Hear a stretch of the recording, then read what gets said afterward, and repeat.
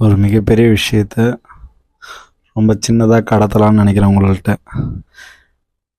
நம்ம ஃபஸ்ட்டு சொல்லிப்போம் ரொம்ப பெருசாக, பெரிய ஜாதி சின்ன ஜாதி, நீ எனக்கு இல்லை நான் உனக்கு இல்லை. ஆனால் எல்லாருமே ஒரு மிகப்பெரிய தப்பை பண்ணிக்கிட்டே இருக்கிறோம். இந்த மாதிரியான ஒரு வயசானவர், இவருக்கு ஒரு 65 வயசு, ஆனால் இவர் பெருக்குவார். இவர் ஒரு இடத்துக்கு வேலைக்கு வந்திருக்கிறாரு பிழைக்கிறதுக்கு. சரி சம்பளம் தான், இவருக்கு சம்பளம் வாங்கத்தான் கூட இருக்கிற எல்லோரும் சம்பளம் வாங்குறாங்க.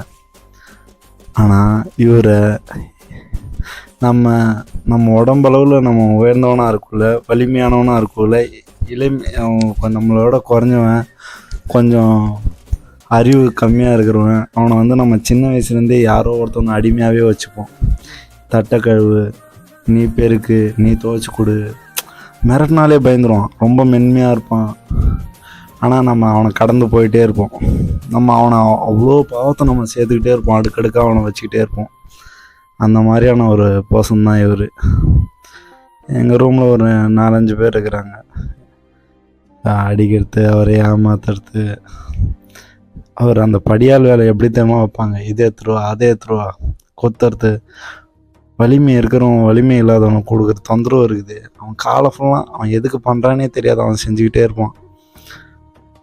இந்த மாதிரி தான் அங்கே நாங்குநேரியில் ஒரு பிரச்சனை நடந்துச்சுல்ல, தான் சொல்கிறத செய்யலாம் வெட்டுற அளவுக்கு ஒருத்தன் கோவம் வருதுன்னா, அப்போ இந்த மாதிரியான மனிதர்கள் நிறைய பேர் இருக்கிறாங்க. தனக்கு அடிமையாகவே இருக்கணும்னு நினச்சிக்கிட்டே இருக்கிறாங்க. இவன் ஜாதியால் அவருக்கு குறைஞ்சவர் இல்லை, மதத்தால் குறைஞ்சவர் இல்லை, ஆனால் விபரம் தெரியாது. அதனால் ஒருத்தனை நம்ம எவ்வளோ காயப்படுத்தணும், தப்பு தானே. அவர் வச்சுருக்க 150 ஏமாத்துறது, ஒரு 12 மணிக்கு ஏஞ்சி அடித்து சரக்கு வாங்கிட்டு வரணும். அவருக்கு தெரியாத சம்பாரித்து வைக்கிற 40 ரூபா ஆன்ஸை எல்லோரும் வாங்கி போடுறது, மற்றவங்க எல்லார் வேலையும் இவரே செய்ய வைக்கிறது. இந்த மாதிரியா நம்ம கடந்தோன்னா அது ஒரு மிகப்பெரிய பாவம். அப்பாவிகள் சூழ்ந்த உலகம்தான் இது. கர்மா, கடவுள் அப்படிலாம் இருக்காங்க. நம்ம பண்ணுற தப்பு. நம்ம என்ன பண்ணணும் தெரியுமா, நம்ம ஒருத்தவனை அடிமைப்படுத்திகிட்டே இருக்கணும் தெரியுமா. அவன் தெரியாதவே நம்மளுக்கான எல்லா வேலையும் செய்வான் தெரியுமா. அவங்ககிட்டலாம் நம்ம என்ன திரும்ப பண்ணணும், அவனை நம்ம எப்படி திரும்ப பார்க்கணும். நம்ம விபரம் தெரியாத அப்பாவை பார்க்கணும், விபரம் தெரியாத தாத்தாவை பார்க்கணும், விபரம் தெரியாத குழந்தையாக பார்க்கணும்.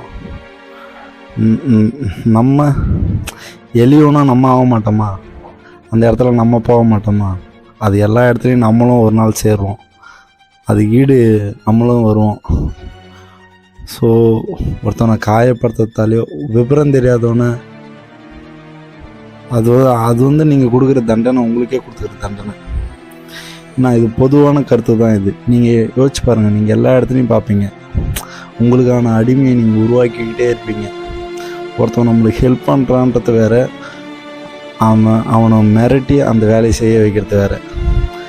அவர் எல்லாத்துக்கும் அவர் ரொம்ப மென்மையானவர். எப்படி தெரியுமா இருப்பார், எல்லா வேலையும் செஞ்சுட்டு அண்ணா என்னென்ன பண்ணுறது, அந்த ஒரு கணத்திலே செத்துருவோம் நம்ம. அந்த மாதிரி பாவப்பட்ட மக்களை நம்ம அடிமைப்படுத்துறது தப்பு. என்ன சொல்ல வரன்றது உங்களுக்கு புரியும்.